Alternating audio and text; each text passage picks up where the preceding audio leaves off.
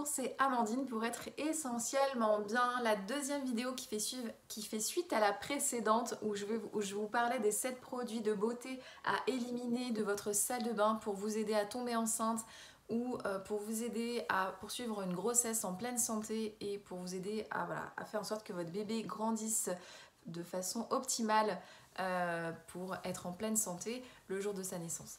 Donc globalement, voilà, je vous ai parlé, c'était peut-être une vidéo un peu choc où en gros je vous ai presque dit que tout ce que vous aviez dans votre salle de bain potentiellement il fallait l'éliminer. Alors si c'est le cas, rassurez-vous, l'objectif de cette vidéo c'est de vous donner des alternatives pour justement continuer à utiliser certains produits cosmétiques, certains produits beauté, mais en le faisant en conscience. Et l'idée c'est que si voilà, vous avez un petit peu pris connaissance de tout ce que vous aviez dans votre salle de bain, l'idée c'est voilà, de vous dire qu'est-ce que je fais de ces produits. Est-ce que je les mets de côté en me disant ben voilà, qu'une fois, c'est ce que j'ai fait par exemple pour un type de produit que mon esthéticienne m'avait conseillé pour le visage et c'est un sérum pour le visage qui avait comme constituant dedans de l'acide hyaluronique. Il faut savoir que l'acide hyaluronique est déconseillé pendant la grossesse et voilà, je venais d'apprendre que j'étais enceinte. Donc j'ai fait le choix de ne pas jeter ce sérum qui m'avait quand même coûté assez cher, mais de le mettre de côté en me disant, voilà, une fois que j'aurai accouché et que j'aurai fini d'allaiter mon enfant, parce que je ne sais pas si l'acide hyaluronique peut passer dans le lait maternel, j'ai par mesure de précaution mis de côté et en me disant, voilà, ça y est, j'ai plus de projet bébé dans l'immédiat, il n'y a plus de risque pour mon enfant, donc là je peux réutiliser ce produit. Donc voilà, ça peut être peut-être une alternative, pareil pour les parfums ou les choses comme ça. Voilà, si vous souhaitez continuer à utiliser vos parfums, alors ce que je peux vous conseiller, c'est plutôt de brumiser vos vêtements plutôt que d'en mettre directement sur la peau. Au lieu de faire psh, psh, directement là sur la peau, vous pouvez faire comme un nuage, entre guillemets, de parfum sur vos vêtements. Donc ça vous allez avoir l'odeur du parfum sans avoir directement le contact du parfum sur votre peau. Et après, je vous invite par exemple, une fois que votre parfum est fini, de plutôt vous orienter vers des marques de parfums naturels. Il en existe. Donc là, c'est pas l'objectif de cette vidéo de faire la promotion de marques. Donc je vais pas vous parler de marques non plus. Mais si vous tapez sur votre barre de recherche internet parfum naturel sans perturbateur endocrinien ou parfum naturel, voilà, vous trouverez différentes marques. Et l'idée, ça peut être intéressant de vous poser la question de consommer mieux et donc faire attention à vos prochains achats. Donc ça c'était pour les parfums. Ensuite si on revient aux produits pour les ongles, pour les vernis, c'est pareil. Comme les perturbateurs endocriniens sont vraiment la cible de beaucoup de magazines de santé ou par exemple UFC Que Choisir qui a mis pas mal de produits cosmétiques en avant en disant attention, il y a plein de produits nocifs dedans. Différentes marques de cosmétiques ont développé des produits équivalents aux cosmétiques traditionnels, mais avec une composition qui est plus favorable pour notre santé. Alors, ça ne vous empêche pas de toujours vérifier la composition de ce que vous achetez ou de ce que vous envisagez d'acheter, parce que peut-être qu'une marque à un instant T fait un effort éthique au niveau de la composition, mais ça ne veut pas forcément dire que tous leurs produits de la gamme sont top, et attention, ça ne veut pas aussi dire que ça ne peut pas évoluer dans le temps. Donc l'idée c'est toujours vérifier la composition de ce que vous allez acheter, et vous pouvez tout simplement aussi scanner le code barre du produit. Il existe différentes applications comme Yuka et bien d'autres pour confirmer que c'est ok en termes de composition si vous ne voulez pas apprendre toute la liste des composants à éviter parce qu'il y en a un certain nombre. Et aussi on va dire que les industriels sont aussi très malins et ils peuvent modifier un petit peu modifier le mot qui veut dire exactement la même chose par exemple les parabènes, ça va être interdit, mais on peut utiliser un autre mot qui sera lui autorisé alors que c'est exactement la même chose, donc méfiance.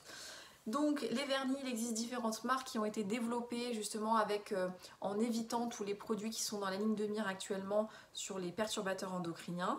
Donc vous pouvez vous renseigner, pareil, vous tapez sur votre barre de recherche vernis à ongles sain, naturel, et vous allez avoir plusieurs choses. Pareil pour les dissolvants, évitez l'ammoniac.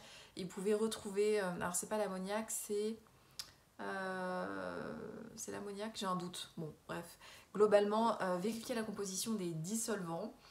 Ensuite, pour les produits pour les cheveux, ben pareil, il existe différents shampoings.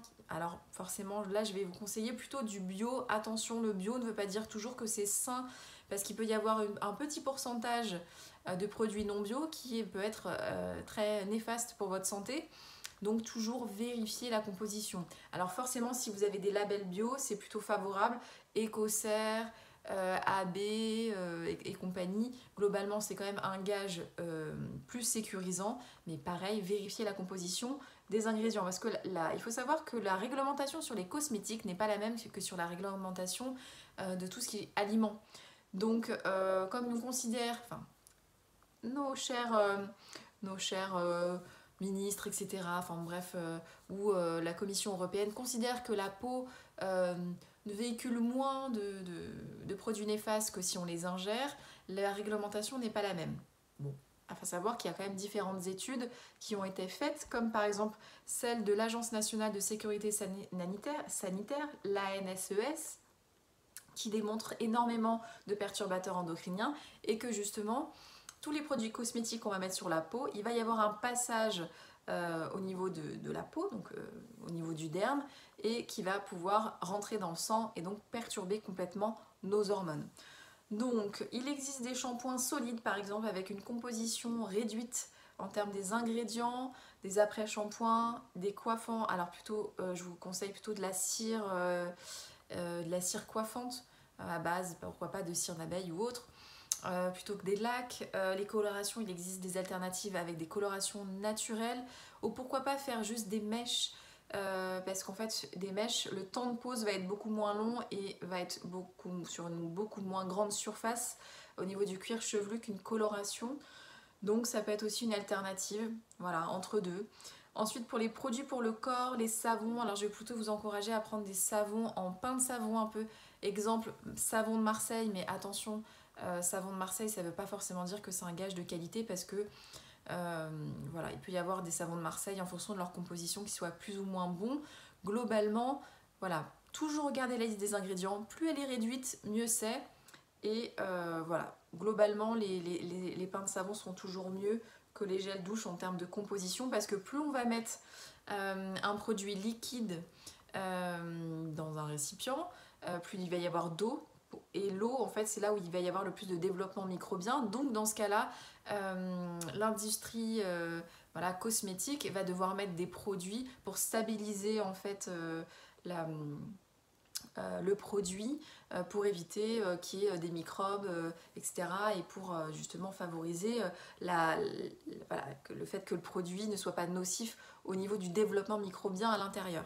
Donc, plus le savon sera solide, où le shampoing sera solide, moins il y aura de produits en fait à l'intérieur pour éviter ce problème-là. Pareil, je vous avais parlé des dentifrices. Alors dentifrice, évitez le fluor. Alors là, vous allez me dire le fluor, attention, oui, mais pour les caries. Alors il faut savoir que le fluor, je ne vais pas rentrer dans la polémique, je vous donne juste des informations. Si vous voulez avoir plus d'informations à ce sujet, je vous invite à aller faire des recherches là-dessus. En tout cas, le fluor, il faut savoir qu'il fait partie des 10 substances les plus dangereuses au monde, classées par l'OMS, l'Organisme mondial de la santé. Il faut savoir que le fluor, il y en a partout actuellement. Il y en a dans l'eau du robinet, dans l'eau en bouteille. On peut même en trouver dans des aliments. Enfin, globalement, il y en a partout du fluor. Donc, dans le dentifrice, on n'a pas besoin d'en rajouter. On en consomme suffisamment quotidiennement. Et d'ailleurs, si on en consomme à une trop grosse quantité, c'est là où ça va être néfaste pour notre corps. Donc, normalement, nous n'avons pas besoin de consommer de dentifrice avec du fluor. Voilà. Mais par contre, voilà, nos dentistes, enfin en tout cas mon dentiste continue toujours de me conseiller à utiliser du fluor. Parce qu'en fait, lui il s'occupe des dents, il s'occupe pas de l'intégralité du corps. Et s'il a appris que le fluor c'était pour éviter les caries, voilà. Je vous invite juste à vous poser des questions et à vous renseigner sur le sujet. Je continue à vous donner des informations. Ensuite, concernant l'hygiène intime, je vous avais dit éviter les savons pour l'hygiène intime, sauf si ça a été prescrit par votre gynécologue, parce que là, à ce moment-là, vous avez un problème de candidose, de mycose, etc. Si ce n'est pas le cas, pas besoin de l'utiliser quotidiennement, sinon ça va perturber votre flore vaginale. Bien sûr, on ne fait pas de douche vaginale pour nettoyer à l'intérieur de son vagin, hein. Je le rappelle, mais au cas où si vous faites ça, arrêtez tout de suite, ça n'a aucun intérêt. votre corps est bien fait, il n'y a pas besoin de laver à l'intérieur de votre corps. D'ailleurs, c'est comme ça que ça va créer des déséquilibres au niveau de votre flore vaginale et on ne lave que ce qu'il y a d'extériorisé, donc au niveau de la vulve, pas besoin de faire plus, sinon on en fait trop et c'est pas bon pour nous. Les déodorants, il en existe aussi des alternatives. Alors vous avez par exemple tous ceux qui sont sans aluminium, parce que forcément l'aluminium, pareil, c'est pas forcément quelque chose qui est indiqué pour être en bonne santé. Alors vous avez des roll-on, des choses voilà, qui existent, des alternatives.